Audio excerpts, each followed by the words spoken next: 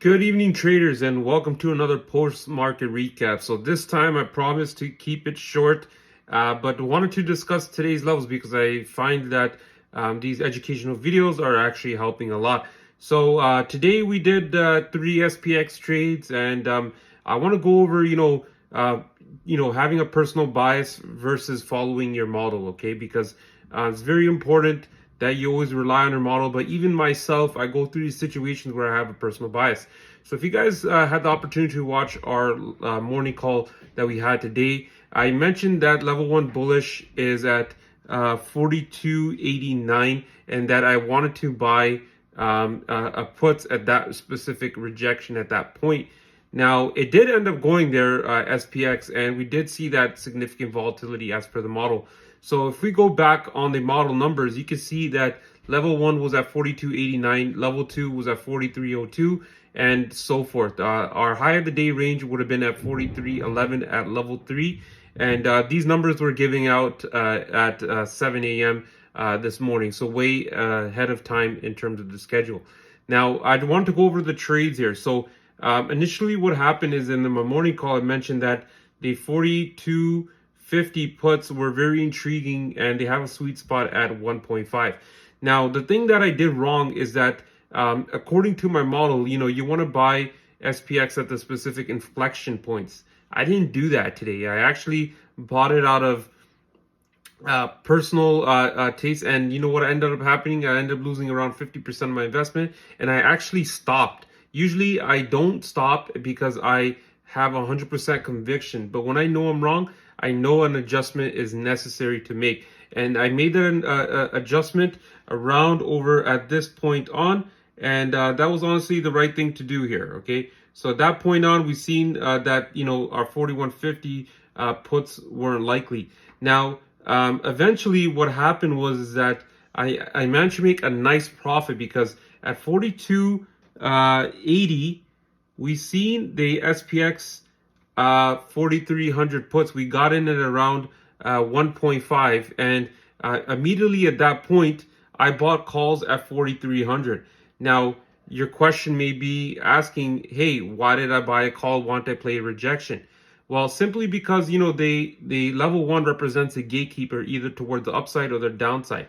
Now, at that point, I noticed that the premiums on the following day, 43.20s, went up 60%. And now, when you look at premiums that have more time, they tend to move a lot slower. So I had that alert, and I felt confident in the trade, and I took that up.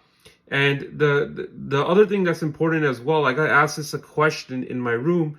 Hey, why, if I knew that 42.89 was coming when I stopped, why did I not buy calls earlier? Well, the thing is that the market was pretty much basing and there was a lot of chop. So when the SPX hits my specific inflection point, I have higher conviction and it becomes a higher probability setup. Because it was the afternoon around that point on, right? And that the market was steadily holding its pace, I found that as a great opportunity. So at 42.89, we got in, and then immediately we seen a big rush because, like I said, level 2 bullish is the major inflection point. That jacked the premiums, and we made over 120% off that, and I made around $3,000, and I lost $1,000 in the other trade. Now, eventually when we sold that, we noticed that there was going to be a rejection, and I mentioned in the chat at this point on, so at this point on, I mentioned that there's no point of buying SPX at the retest until it gets back to the WAP. So this is an arrow that I posted on Twitter. You can check it for yourself, and it actually happened at this point. So this was over here to here. We waited for the WAP. I got the 4,300 calls at 0.05. Okay, now this was also another trade, but I kept the sizing small, under $1,000, and immediately that trade it managed to go up, and it was 120% trade. Now, because the type of trader I am, I tend to hold trades a lot longer, and I keep my size small.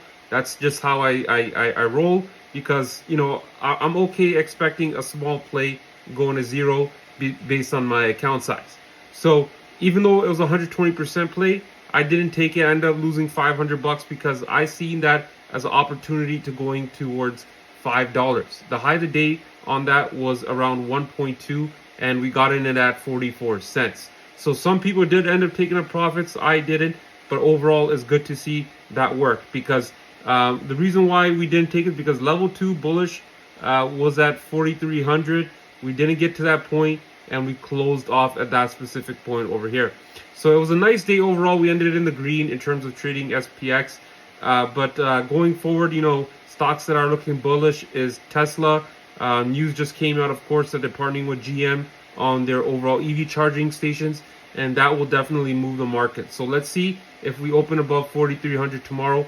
And I hope you guys enjoy this quick little video of how the market went and how we use the model to our advantage. I had a bias in the morning that there will be downside. I actually seen that happen in the premiums, but I ended up trusting my model, and as soon as we hit my key inflection point, I knew that a transaction was necessary, and we ended up profiting for today. So take care, guys. Let's get that money, and I look forward for providing you with further market education and further details. And if you guys like the video, please like and subscribe, because I will be bombarding you guys with a lot of information.